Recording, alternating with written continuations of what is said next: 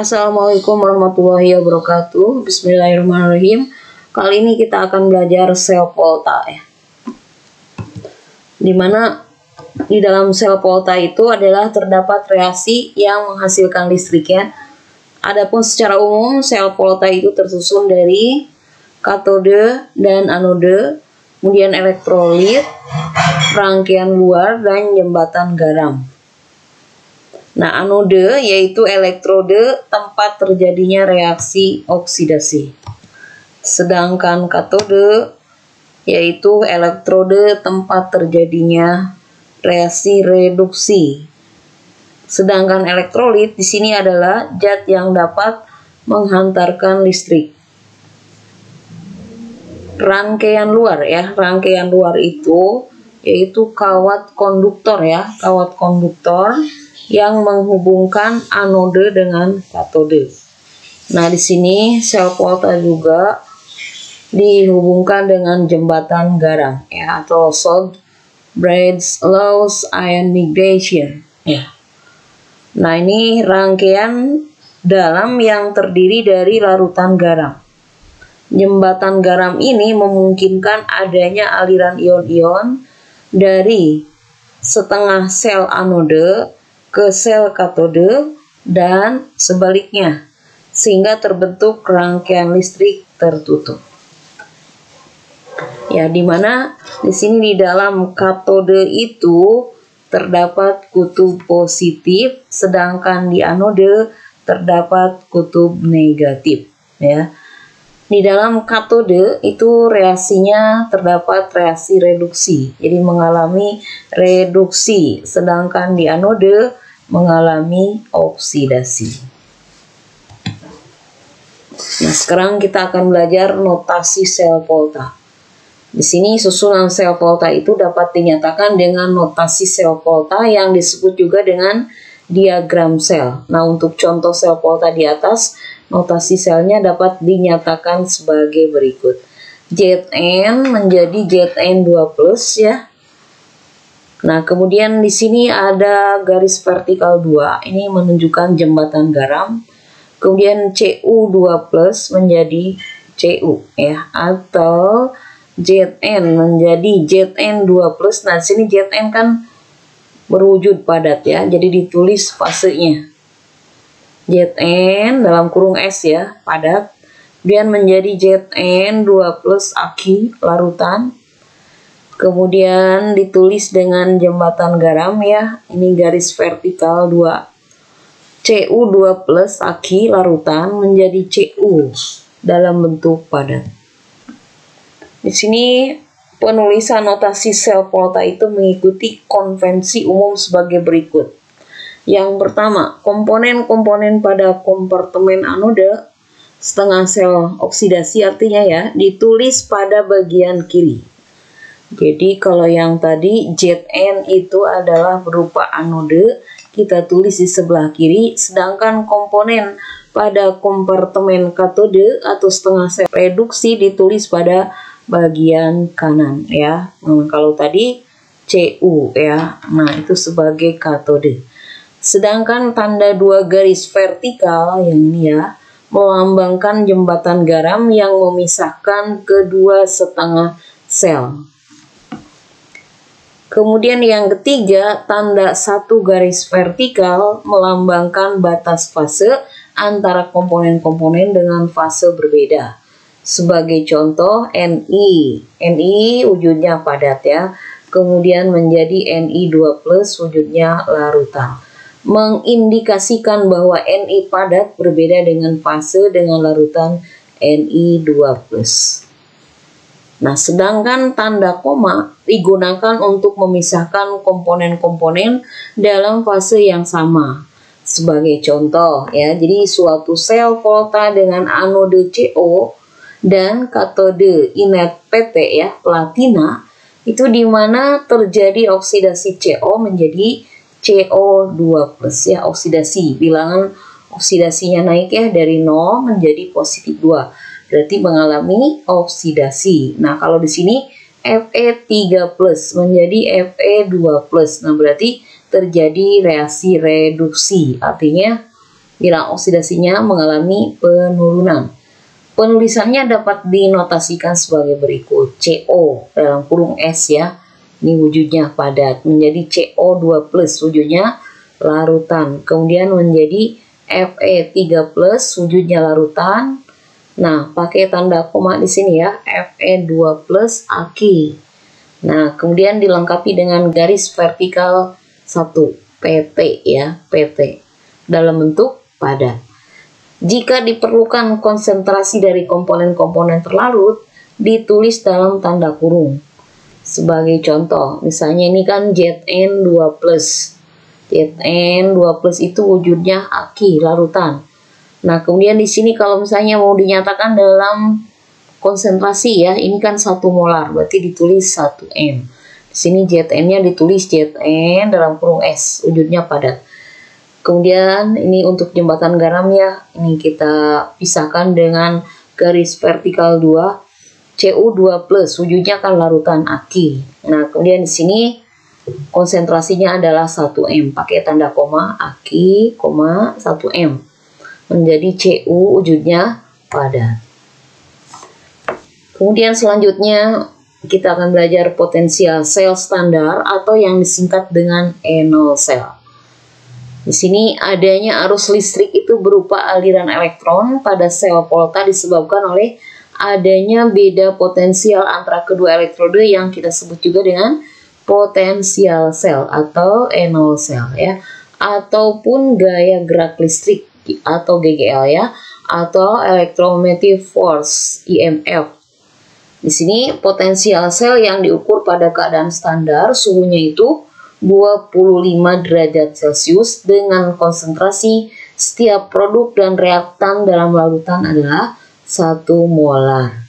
Kemudian tekanan gasnya dalam setiap produk dan reaktan itu 1 atmosfer.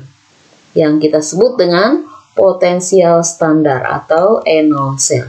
Nah, di sini boleh kalian nyatakan E0 sel sama dengan E0 katode dikurangi E0 anode. Dimana katode ini adalah elektrode yang memiliki E0 lebih besar atau lebih positif. Sedangkan anode adalah elektrode yang memiliki E0 lebih kecil atau negatif. Jadi kalau disingkat KPAN ya, katode positif, anode negatif. Nah, untuk potensial elektrode standar dapat dilihat pada tabel berikut. Kemudian apa yang dimaksud dengan reaksi spontan? Nah, kalau misalnya untuk reaksi redoks spontan itu E0 redoksnya itu lebih besar dari 0. Untuk deret volta ya di sini. Nah, untuk urutan unsur-unsur logam pada tabel potensial elektroda standar disebut juga deret elektrokimia atau kita sebut dengan deret volta. Deret ini memberikan informasi kepada kita ya tentang reaktivitas unsur logam dalam suatu reaksi redoks. Ya, Anda perhatikan di sini untuk deret volta ini adalah mulai dari Li, K, Ba, Ca, Na, Mg, Al, Mn, dan seterusnya ya, sampai yang terakhir Au. Kita lihat contoh soalnya. Diketahui potensial elektrode aluminium dan perak sebagai berikut ya. Anda perhatikan di sini harga E0-nya untuk Al3+ ditambah 3 elektron menjadi Al itu adalah sebesar negatif 1,66 volt, sedangkan untuk E0 sel Ag+ ditambah elektron menjadi Ag itu adalah positif 0,80 volt. Yang ditanyakan adalah tuliskan diagram sel volta yang disusun dari kedua elektrode tersebut. Tuliskan reaksi yang terjadi pada sel tersebut, tentukan potensial standar sel tersebut, dan prediksikan apakah reaksi berikut ini berlangsung spontan atau tidak ya pada keadaan standar. Kita lihat di sini. Reaksi oksidasi di anode. Ingat-ingat ya, katode reduksi. Sedangkan anode adalah oksidasi. Nah, reaksi oksidasi itu terjadi di anode. Kita pilih yang E0-nya lebih negatif. Nah, tentunya kalau NO yang lebih negatif itu kalau dibandingkan AL dengan AG ya kita pilih AL. Kared ya, kared singkatannya, katode reduksi. Nah, Anda perhatikan di sini ya. Jadi NO-nya itu yang lebih positif, berarti AG. Nah, yang mengalami reduksi adalah di katode. Untuk diagram selnya kita tulis dulu AL ya menjadi AL3+. Jadi yang lebih negatif yaitu di mana? Di anode. Kemudian Ag+ menjadi Ag. Kemudian yang nomor B, katode ya. Di katode itu tadi mengalami reduksi, kareds ya. Disingkat biar apa? Lebih gampang, lebih ingat. Katode reduksi. Kalau anode berarti oksidasi. Nah, di katode itu berarti Ag+ menjadi Ag. Nah, di sini Ag ya. Kemudian NO reduksinya adalah positif 0,80 volt. Kemudian kalau di anode itu terjadi reaksi oksidasi. Al kan bilosnya 0 menjadi positif 3. Berarti mengalami oksidasi ditambah 3 elektron. Nah, di sini kenapa jadi 3 Ag? Ya karena ini elektronnya harus seimbang ya. Kalau yang di bawah itu 3, yang di atas tadi baru ada 1, berarti kita kalikan 3. Tidak cuma elektron yang kita kalikan 3, berarti Ag+ juga kita kalikan 3, Ag juga kita kalikan 3. Nah, ini reaksi selnya seperti ini ya. Kalian tulis 3 Ag+ ditambah Al menjadi 3 Ag ditambah Al3+. Jadi kalau misalnya di sini Ag+ kita kalikan 3 ya, kemudian Ag kita kalikan 3, tidak berpengaruh kepada angka. Jadi tetap untuk NO Ag ya tadi itu adalah positif 0,80, jadi tidak dikalikan 3. Jadi kalau yang nomor C ditanyakan NO selnya berapa, berarti NO katode dikurangi NO anode, atau NO besar dikurangi NO kecil. Yang NO besarnya kan positif 0,80 volt dikurangi yang lebih kecilnya atau NO kecilnya, yaitu di anode negatif 1,66 volt. Ini negatif kali negatif kan positif, jadi tinggal kita jumlahkan. Positif 0,80 ditambah positif 1,66 volt, hasilnya adalah positif 2,46 volt.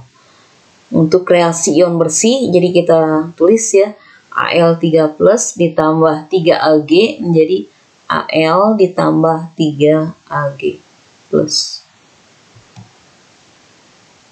Ini soal yang kedua ya, Anda perhatikan harga NO-nya sudah ada di sini. Maka reaksi yang dapat berlangsung spontan adalah, nah yang mana? Kalian pilih ya, 1, 2, 3, dan 4. Kita kerjakan dulu yang nomor 1. Fe2+ ditambah Zn menjadi Fe ditambah Zn2+. Untuk NO selnya berarti NO reduksi dikurangi NO oksidasi. Negatif 0,44 dikurangi negatif 0,76. Hasilnya positif 0,32. Fe2+ ditambah Zn menjadi Fe ditambah Zn2+. NO sel sama dengan NO reduksi dikurangi NO oksidasi. Jadi NO yang besar dikurangi NO yang kecil. Ini kan negatif 0,44 dikurangi negatif 0,76. Negatif kali negatif positif. Hasilnya adalah positif 0,32 volt. Untuk yang nomor 2 hasilnya positif. Untuk yang nomor 3 hasilnya positif. Jadi positif 0,62 volt.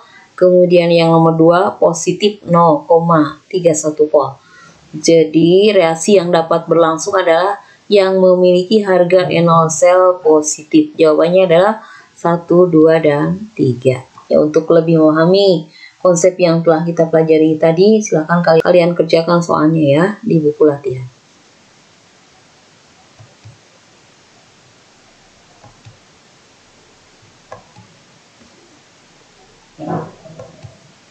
Sekian dan terima kasih. Sampai jumpa di video pembelajaran kimia berikutnya. Wassalamualaikum warahmatullahi wabarakatuh.